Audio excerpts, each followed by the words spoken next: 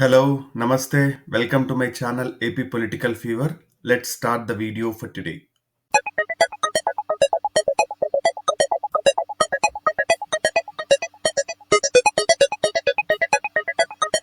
So ఈ వీడియోలో వచ్చేసరికి మనం ఎచ్చెర్ల నియోజకవర్గం గురించి చూద్దాము. ఎచ్చెర్ల వచ్చేసి ఉమ్మడి శ్రీకాకుళం జిల్లాలోని నియోజకవర్గము. కానీ పార్లమెంట్ పరిధి వచ్చేసి విజయనగరము. ఇది జనరల్ కాన్స్టిట్యున్సీ. ఇక్కడ ఎవరైనా పోటీ చేయొచ్చు. ఇక్కడ కులాల వారి ఓట్లు ఎలా ఉన్నాయని చూస్తే తూర్పు కాపు సామాజిక వర్గం దాదాపు 40,000 మంది ఉన్నారు. పొలినాటి వెలమలు 15,000 మంది ఉన్నారు. కాళింగ సామాజిక వర్గం 25,000 మంది ఉన్నారు. రెడ్డిక సామాజిక వర్గం 30,000 మంది ఉన్నారు. మత్స్యకార సామాజిక వర్గం 20,000 మంది ఉన్నారు. ఎస్సీలు 20,000 మంది ఉన్నారు.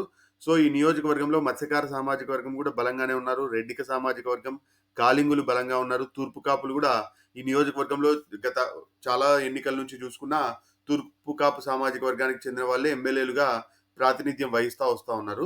ఇంకొక ఆసక్తికరమైన విషయం ఏంటంటే ఈ నియోజకవర్గంలో పెద్దగా బీజేపీకి ఓట్లు లేనప్పటికీ పొత్తులో భాగంగా ఇది బీజేపీకి సీట్ ఇవ్వడం జరిగింది. ఎందుకంటే ఉమ్మడి శ్రీకాకుళం విజయనగరం జిల్లాలో కేవలం ఒక్క సీటు మాత్రమే బీజేపీకి ఇవ్వడం జరిగింది.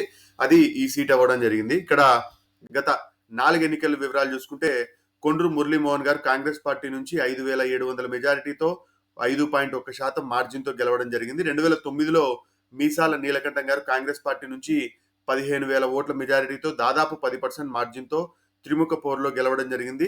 2014లో కళా వెంకట్రావు గారు టీడీపీ నుంచి 4,700 మెజారిటీతో 2.7% మార్జిన్తో గెలవడం జరిగింది. 2019లో గొర్రె కిరణ్ కుమార్ గారు వైఎస్ఆర్సీపీ నుంచి 18,700 ఓట్లతో దాదాపు 10% మార్జిన్తో గెలవడం జరిగింది. సో ఈ నియోజకవర్గం 2004కి ముందు అంటే 99 ఎలక్షన్ వరకు టీడీపీకి కంచుకోట అని చెప్పొచ్చు. ప్రతి ఎన్నికలలో కూడా 1983 నుంచి 99 వరకు వరుస ఎన్నికలలో ప్రతి ఎన్నికలో టీడీపీ గెలుస్తా వస్తున్న సీటు.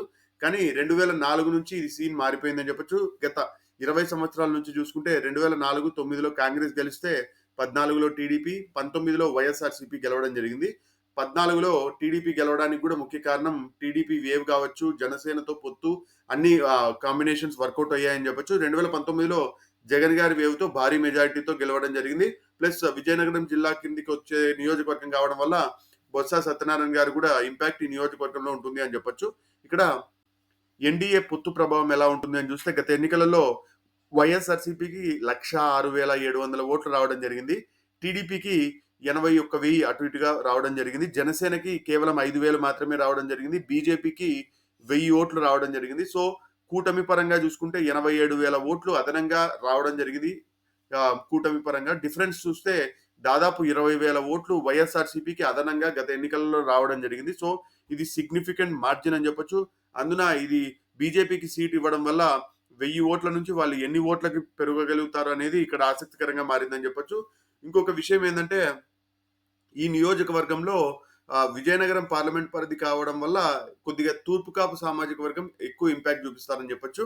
ఇక్కడ కొండ్రు మురళీమోహన్ గారు ఈయన 2004 నుంచి 9 వరకు కాంగ్రెస్ పార్టీ తరఫున ఈ నియోజకవర్గానికి ప్రాతినిధ్యం వహించారు. ఈ నియోజకవర్గం ఏంటంటే 2009 వరకు ఇది ఎస్సీ రిజర్వ్డ్ కాన్స్టిట్యున్సీ. 2009 నుంచి ఇది జనరల్ కాన్స్టిట్యున్సీగా మారడం జరిగింది. 1983 నుంచి 99 వరకు ప్రతిభా భారతి గారు ఈ నియోజకవర్గం నుంచి ఎమ్మెల్యేగా ప్రాతినిధ్యం వహించారు. ఆమె చాలా సీనియర్ లీడర్ గా మినిస్టర్ గా చేశారు.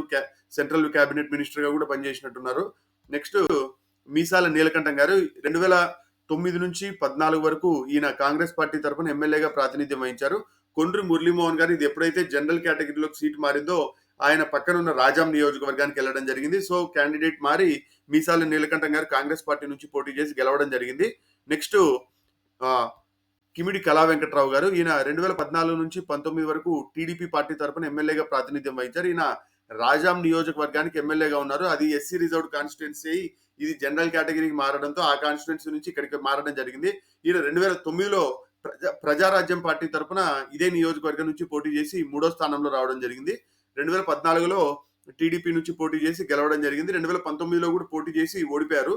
ఇప్పుడు ఈయన నియోజకవర్గాన్ని మార్చి చీపురుపల్లి నియోజకవర్గానికి వెళ్ళిపోయింది అని చెప్పొచ్చు. ఇప్పుడు ఈయన ప్రస్తుతానికి ఈయన ఇంపాక్ట్ బలంగానే ఈ నియోజకవర్గంలో ఉన్నప్పటికీ ఆయన చీపురుపల్లిలోనే ఎక్కువగా తిరుగుతా ఉన్నారు. ఎందుకంటే అక్కడ బలమైన ప్రత్యర్థి బొత్స సత్యనారాయణ గారు ఉండడం వల్ల ఆ నియోజకవర్గమే ఈయనకి బలమైన ఇంపాక్ట్ చూపిస్తా ఉంది.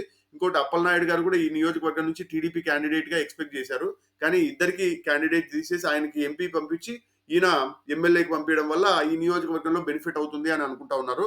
నెక్స్ట్ గోర్ల కిరణ్ కుమార్ గారు ఈయన 2019 నుంచి 24 వరకు వైఎస్ఆర్సీపీ తరపున సిట్టింగ్ ఎమ్మెల్యేగా ఉన్నారు. ఈయన కూడా బొత్స అనుచరుడు అని చెప్పొచ్చు. 24లో కూడా ఈయననే సీట్ సంపాదించడం జరిగింది. ఈయన ఫస్ట్‌లో ఒక 2, 3 సంవత్సరాలు కొద్దిగా వ్యతిరేకతలు ఉన్నప్పటికీ దాని తర్వాత వ్యతిరేకతల్ని కన్వర్ట్ చేసుకున్నాడని చెప్పొచ్చు. ఇప్పుడు హెచ్ఆర్‌ల విషయానికొస్తే గొర్లె కిరణ్ కుమార్ గారు వైఎస్ఆర్సీపీ నుంచి పోటీ చేస్తున్నారు. ఈశ్వర్‌రావు గారు టీడీపీ నుంచి పోటీ చేస్తా ఉన్నారు.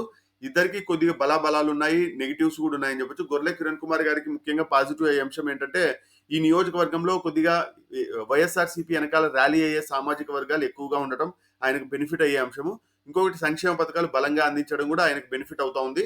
ప్లస్ గత 6 నెలల నుంచి ఈయన వైఎస్ఆర్‌సీపీలో ఉన్న రెబెల్స్‌ని గాని, వర్గాల్ని గాని అన్నీ ఏకీకృతం చేసుకొని పనిచేస్తా ఉన్నాడని చెప్పొచ్చు. బొత్స సత్యనారాయణ గారు కూడా బలమైన ఇంపాక్ట్ చూపిస్తా ఉండడం ఈయనకు బెనిఫిట్ అవుతా ఉంది. నెగెటివ్ అయ్యే అంశాలు ఏందంటే ఈ నియోజకవర్గంలో ఆర్థికంగా బలమైన నియోజకవర్గం అని చెప్పొచ్చు. ఎందుకంటే శ్రీకాకుళం జిల్లాలోనే కొద్దిగా ఎక్కువగా ఇండస్ట్రీస్ ఉన్న ఏరియా ఇదే అని చెప్పొచ్చు. మత్స్యకార షిప్పింగ్ కూడా ఈ నియోజకవర్గంలో బలంగానే జరుగుతుంటది. వాళ్ళకి అనుకున్నంతగా అభివృద్ధి చెందలేదు అనేది వాస్తవం కాబట్టి అది ఈయనకు నెగెటివ్ అవుతా ఉంది. ప్లస్ పొత్తులో భాగంగా ఈ సీట్ ని బీజేపీకి ఇవ్వడం వల్ల కూడా ఈయనకు పాజిటివ్ అయ్యే అంశం. ఎందుకంటే బీజేపీ సింబల్ చాలా మటుకు ఎక్కువగా తెలీదని చెప్పొచ్చు. ఇంక ఈశ్వర్‌రావు గారి విషయానికొస్తే ఈయన ఫస్ట్ టీడీపీలో ఉన్నారు. టీడీపీలో లాస్ట్ 2022, 23 వరకు అక్కడుండి అక్కడ టికెట్ రాట్లేదని చెప్పి ఈ బీజేపీలోకెళ్ళి బీజేపీ నుంచి టికెట్ సంపాదించాడని చెప్పొచ్చు. ఈయన టీడీపీలో ఉన్న కారణంగా టీడీపీలో కూడా కొన్ని పరిచయాలున్నాయి. ఇంక పొత్తులో భాగంగా ఈ సీట్ రావడం వల్ల ఇది బెనిఫిట్ అవుతుంది అనుకుంటా ఉన్నారు. కానీ బీజేపీ సింబల్ ఇక్కడ మెయిన్ నెగెటివ్ అవుతా ఉంది. మామూలుగా టీడీపీకి గాని, జనసేన సింబల్ గాని జనాల్లోకెళ్ళడం వేరు. ముఖ్యంగా ఎస్సీ సామాజిక వర్గాల్లో బీజేపీ సింబల్ కి ఓటేయడానికి వాళ్ళు పెద్దగా ఇష్టపడరు కారణంగా ఇది పెద్ద నెగెటివ్ అవుతా ఉందని చెప్పొచ్చు. సో ప్రస్తుతం నా అంచనా ప్రకారం అయితే ఈ నియోజకవర్గంలో వైఎస్ఆర్సీపీ గెలవడానికి ఎక్కువగా అవకాశాలు ఉన్నాయి. ముఖ్యంగా కిమిడి కళా వెంకట్రావు గారికి చీపురుపల్లి వెళ్ళిపోవడము, ఆయన వర్గం సపోర్ట్ చేసినప్పటికీ ప్లస్ అప్పలనాయుడు గారి విజయనగరం ఎంపీగా పోటీ చేస్తున్నారు. ఆయన వర్గం 100% సపోర్ట్ చేసినా కూడా ఇక్కడ బీజేపీ సింబల్ అనేది నెగెటివ్ అవుతా ఉందని నేను అనుకుంటా ఉన్నాను. ఇంకా వైఎస్ఆర్సీపీకి పెద్దగా హ్యూజ్ నెగెటివ్స్ ఏం లేవు. ఆయన వర్గాలన్నీ దాదాపు 6 నెలల క్రితమే క్యాండిడేట్ గా ప్రకటించుకోవడం వల్ల, ఇన్ఛార్జ్ గా ఉండడం వల్ల ఈయన ఆ వర్గాలన్నింటినీ కలుపుకొని పోతా ఉన్నాడని చెప్పొచ్చు. సో ఈ అన్ని రీజన్స్ తో వైఎస్ఆర్సీపీ గెలవడానికి ఎక్కువగా అవకాశాలు ఉన్నాయని నేను అనుకుంటా ఉన్నాను. ఒకవేళ మీరు ఈ ప్రెడిక్షన్ తో ఏకీభవించకపోతే కామెంట్ రూపంలో తెలియజేయండి.